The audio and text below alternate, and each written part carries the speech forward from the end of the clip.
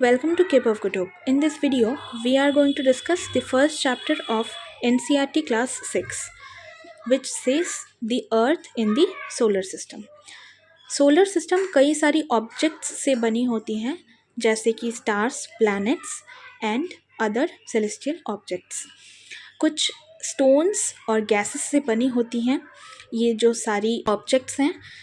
Moon is the natural satellite of earth and moon हमें दो तरीके से विजिबल होती है नाइट स्काई में. एक तो full moon and second one is new moon, जिसे हम पूर्णिमा एंड ऑल्सो अमावस्या के नाम से जानते हैं. अब इसके बाद अगर हम बात करें कि सेलेस्टियल बॉडीज़, तो celestial bodies are nothing but the sun, moon and the objects जो कि हमें नाइट स्काई में विजिबल होती हैं, उन्हें ही हम सेलेस्टियल बॉडीज़ के नाम से जानते हैं. तो कलेक्टिवली इसे हम सेलेस्टियल बॉडीज़ कहेंगे. उसके बाद बात करते हैं कि what are the stars. Stars are basically nothing but एक ब्राइटर ऑब्जेक्ट है जो कि हम जिसका एक एग्जाम्पल सन है. Sun is also a star. And then उसके बाद स्टार्स तो हमें बहुत सारे नज़र आते हैं. कुछ स्मॉलर होते हैं, कुछ ब्राइटर होते हैं, कुछ जो बहुत ज़्यादा नियर होते हैं वो उनकी डिस्टेंस अर्थ सरफेस से काफ़ी कम होती है, इसीलिए वो ज़्यादा ब्राइटर होती हैं. और जो डिस्टेंस ज़्यादा होती हैं उनको हम उनकी जो ब्राइटनेस है वो कम नज़र आती हैं.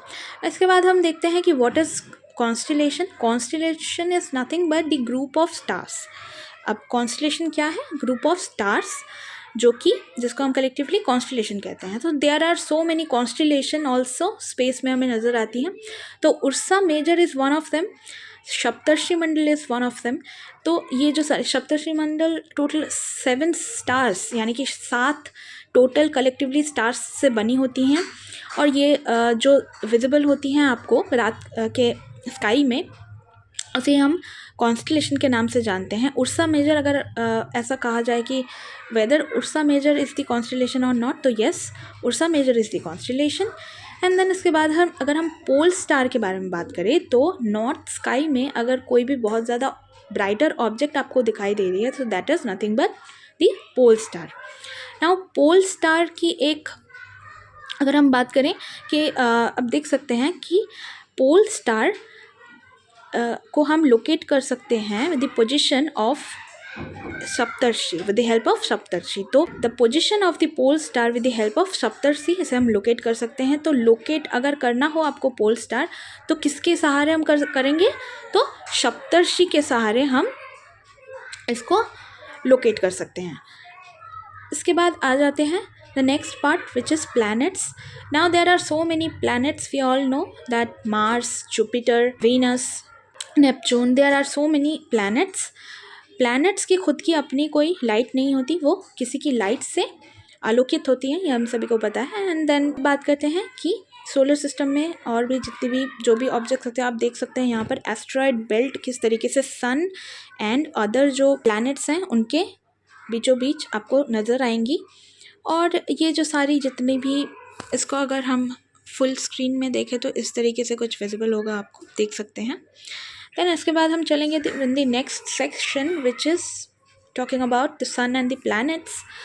तो देखते हैं कि सन के बारे में क्या लिखा है. The distance which is important. Sun का जो डिस्टेंस है that is 150 million kilometer.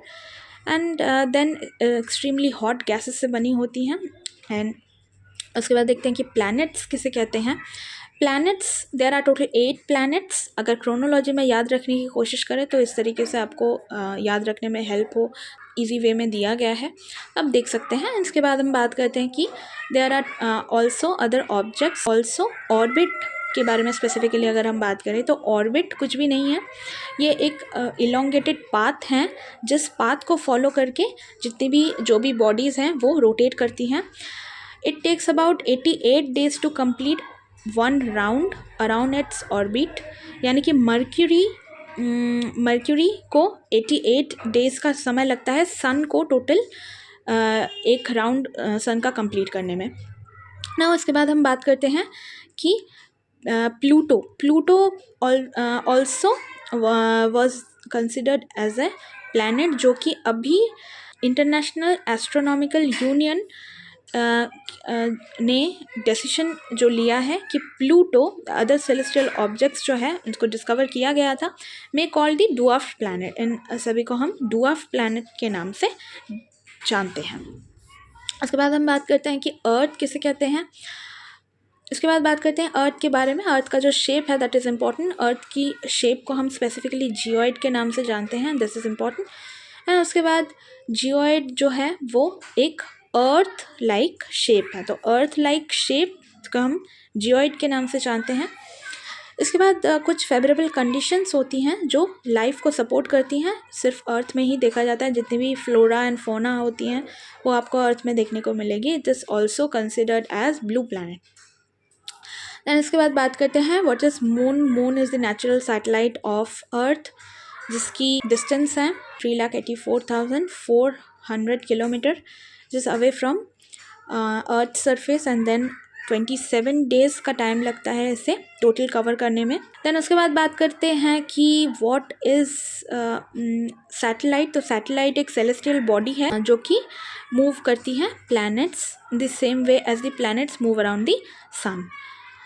And then finally इसके बाद अगर हम देखें तो ह्यूमन मेड कुछ सैटेलाइट होती हैं और नेचुरल सैटेलाइट हमें देखने को मिलती हैं। तो अगर हम बात करें कि कुछ ह्यूमन मेड सैटेलाइट की, तो इनसैट, IRS, एड्यूसैट, ये जो सारी सैटेलाइट्स हैं ये ह्यूमन मेड सैटेलाइट्स के अंडर आ जाती हैं। एंड देन उसके बाद फाइनली चलते हैं कि what are asteroids. Asteroids are nothing but basically apart from stars and planets and satellites there are also other tiny bodies जो हमें सन के चारों ओर दिखाई देते हैं। इन्हें हम स्पेसिफिकली एस्टेरॉइड के नाम से जानते हैं। तो सन के चारों तरफ कुछ स्मॉलर टाइनी बॉडीज़ दिखाई देती हैं, उन्हें हम एस्टेरॉइड के नाम से जानते हैं। पिक्चर है, इससे पहले हमने एस्टेरॉइड के बारे में देखा कि ये मार्स और जुपिटर के बीच हमें देखने को मिलती हैं, उसे हम एस्टेरॉइड के नाम से जानते हैं। मीटेरॉइड्स क्या होती हैं, इसके बाद बात करते हैं मीटेरॉइड्स के बारे में। मीटेरॉइड्स कुछ भी नहीं है, ये एक स्मॉलर पीसेस ऑफ रॉक हैं जो कि सन को अराउंड करती हैं, मूव करती हैं। सन के अराउंड ये मूव करती हैं, मीटेरॉइड्स के नाम से इन्हें हम जानते हैं। Now meteoroids near the earth when ये ड्रॉप हो जाती हैं और इनको हम बेसिकली जो उल्का है उसको हम मीटेरॉइड्स के नाम से जानते हैं, जो कई बार जो हमारे अर्थ सरफेस में आ गिरती है, जो टूटता तारा जिसे हम कहते हैं, तो उसी को हम मीटेरॉइड्स के नाम से जानते हैं। गैलेक्सी के बारे में बात करते हैं। There are so many galaxies in universe.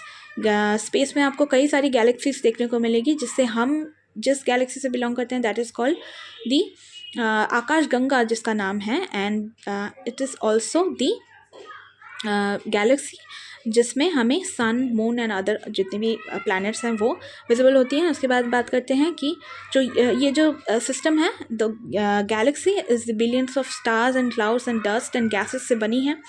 And the universe, अगर इस पूरे ऑब्जेक्ट्स को लेकर मिलाकर एक साथ कलेक्टिवली बात करें तो इनको यूनिवर्स के नाम से हम कह सकते हैं।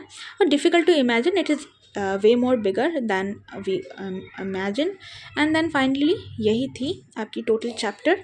We are end with the chapter now. I hope आपको कुछ टॉपिक्स कवर हो गए होंगे। I hope the session was useful to you all. मिलता है नेक्स्ट सेशन में। Till then thank you so much and bye bye.